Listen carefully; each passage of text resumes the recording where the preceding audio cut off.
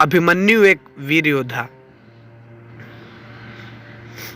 कुरुक्षेत्र में कौरवों और पांडवों के बीच 18 दिन तक घमासान युद्ध चला था। एक और धर्म के लिए लड़ने वाले पांडव थे, तो दूसरी ओर छल कपट और धोखा देने में माहिर कौरव। उन्होंने छल से युद्ध जीतने के लिए एक रणनीति बनाई। उनकी योजना थी कि वो अर्जुन को युद्ध में उलझाकर चारों भाइयों से दूर ले जाएंगे और फिर युधिष्ठिर को बंदी बनाकर युद्ध जीत लेंगे। अब युद्ध वाले दिन कौरव सेना की एक टुकड़ी अर्जुन से युद्ध करते हुए उन्हें रणभूमि से दूर ले गई। वहीं गुरु द्रोणाचार्य ने युधिष्ठिर को बंदी बनाने के लिए चक्रव्यूह की रचना की, जबकि पांडवों में सिर्फ अर्जुन को पता था कि चक्रव्यूह को कैसे तोड़ना है। अर्जुन के दूर जाते गुरु द्रोणाचार्य ने पांडवों को ललकारते हुए कहा कि या तो युद्ध लड़ो या फिर हार मान लो। युद्ध के नियम के अनुसार युद्ध लड़ना जरूरी था। यदि युद्ध न करते तो वो भी हार जाते और युद्ध करते तो भी हार निश्चित थी। अब धर्मराज युधिष्ठिर को कुछ नहीं सूझ रहा था कि क्या करें और क्या ना करें।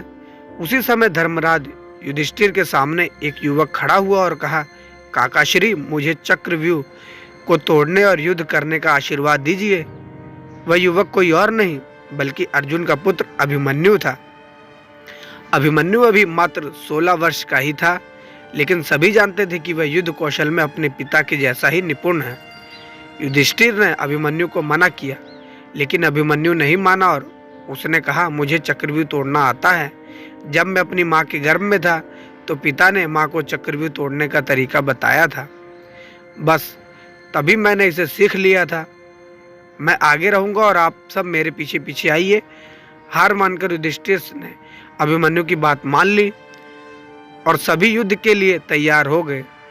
सबके आगे अभिमन्यु था और बाकी सब उसके पीछे। अभिमन्यु को रण क्षेत्र में देखकर कौरव मजाक उड़ाने लगे कि यह छोटा बालक क्या युद्ध करेगा। लेकिन जब उन्होंने अभिमन्यु के युद्ध कौशल को देखा तो उनके पसीने छूट गए। आगे बढ़ते हुए अभिमन्यु ने दुर्योधन के पुत्र लक्ष्मण को मार गिराया और चक्रव्यूह में प्रवेश कर गया। उसके चक्रव्यूह में प्रवेश करते ही सिंधु के राजा जयद्रथ ने चक्रव्यूह का द्वार बंद कर दिया ताकि चारों भाई चक्रव्यूह में प्रवेश न कर पाए। अभिमन्यु आगे बढ़ता जा रहा था। उसने एक एक करके सभी योद्धाओं को हरा दिया, जिसमें स्वयं दुर्योधन, कर्ण और गुरु द्रोण भी शामिल थे। किसी को कोई उपाय नहीं सूझ रहा था। तभी कौरवों ने सभी एक महारथियों ने एक साथ मिलकर अभिमन्यु पर हमला कर दिया। किसी ने उसका धनुष तोड़ दिया तो किसी ने रथ। इसके बावजूद अभिमन्यु नहीं रुका। उसने रथ का पहिया उठाकर युद्ध करना शुरू कर दिया। बड़े बड़े महारथियों के साथ साथ वीर अभिमन्यु अकेला लड़ता रहा, लेकिन वह अकेला कब तक लड़ता। अंत में सभी ने मिलकर उसकी हत्या कर दी और अभिमन्यु वीर गति को प्राप्त हुआ।